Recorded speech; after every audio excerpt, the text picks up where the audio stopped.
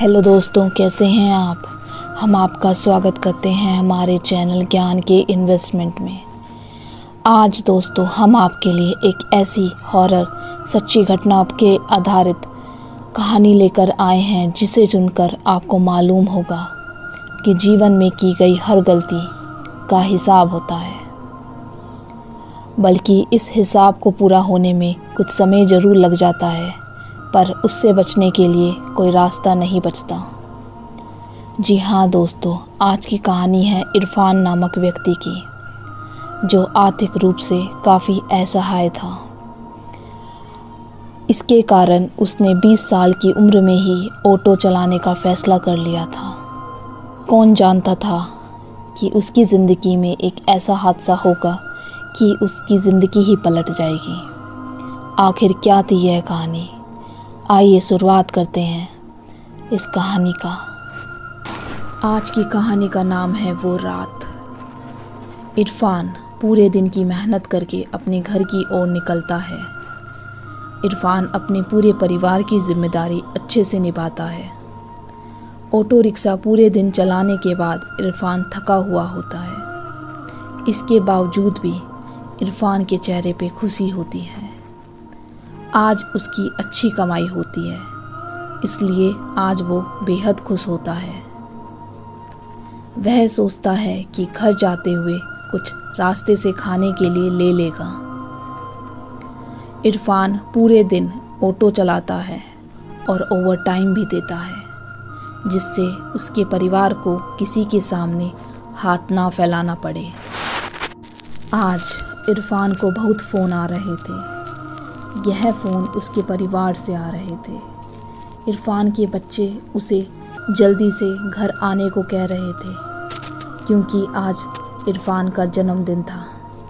वो अपने पापा के साथ जन्मदिन मनाना चाहते थे। रात होने के कारण इरफान अपने ऑटो को तेज़ी से दौड़ा रहा था। वह रास्ता उसकी घर की तरफ का शॉर्टकट था। वह अपने ऑटो को हवा से बातें करवा रहा था। तभी अचानक उसके सामने एक तेज रोशनी उसकी आंखों पर पड़ी और उसने उस रोशनी से बचने के लिए अपने ऑटो का हैंडल दूसरी तरफ किया और वो दूसरी रास्ते पर मुड़ गया, परंतु उसको यह मालूम नहीं पड़ा वह जिस रास्ते पर अब था, यह रास्ता एक खास बात से जुड़ा था, और वह यह था कि इरफान का इस रास्ते से बहुत गहरा संबंध था। 20 साल पहले इरफान इसी रास्ते से गुजरा था।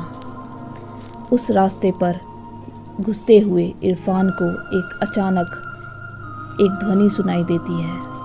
उसे अपना 20 साल पहले वाला सफ़र याद आने लगता है। वह रास्ता पूरा सुनसान था और जानवरों की आवाज़ आ रही थी। इरफान अपने ऑटो को तेज़ी से चला रहा था।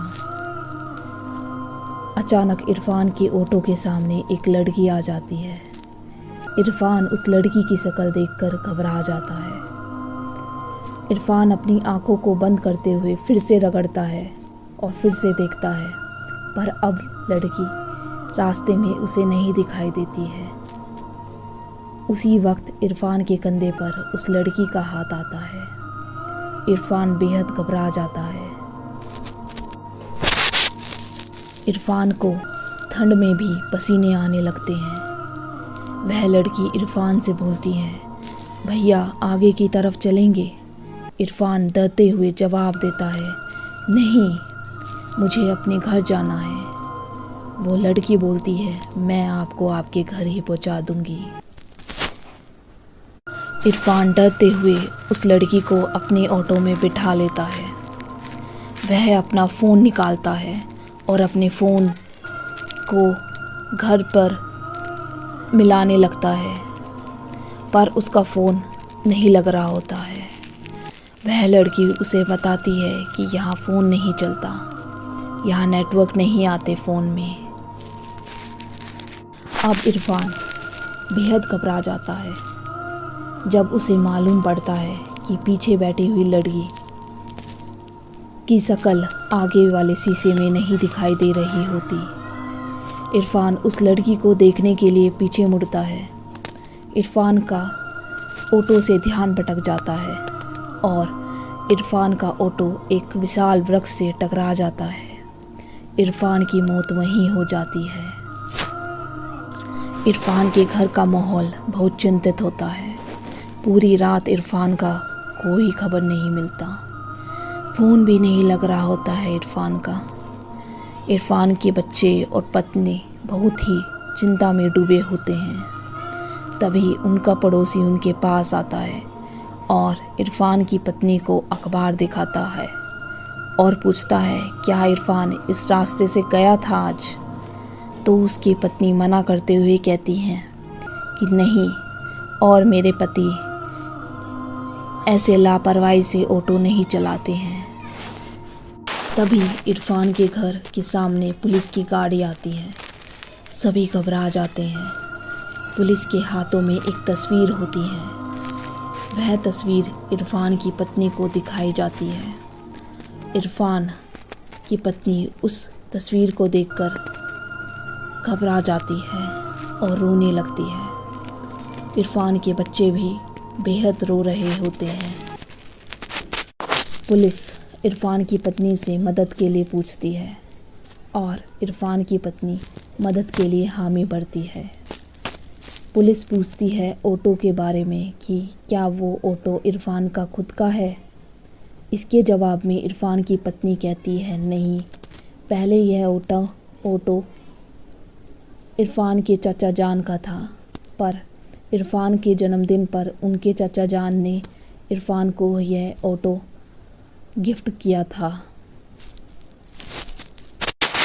पुलिस अब इरफान के चाचा जान के घर जाते हैं और पूछताछ करने लगते हैं। इरफान के चाचा जान पहले कुछ नहीं बताते, पर जब पुलिस उन्हें मारने लगती है तब वह बताते हैं कि इरफान को वो ऑटो उन्होंने जन्मदिन पर दिया होता है।